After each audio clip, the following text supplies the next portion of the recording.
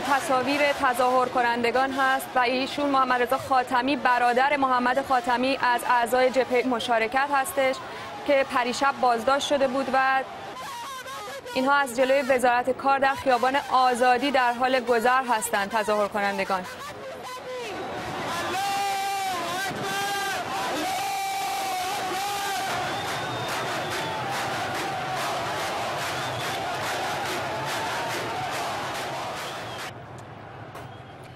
آقای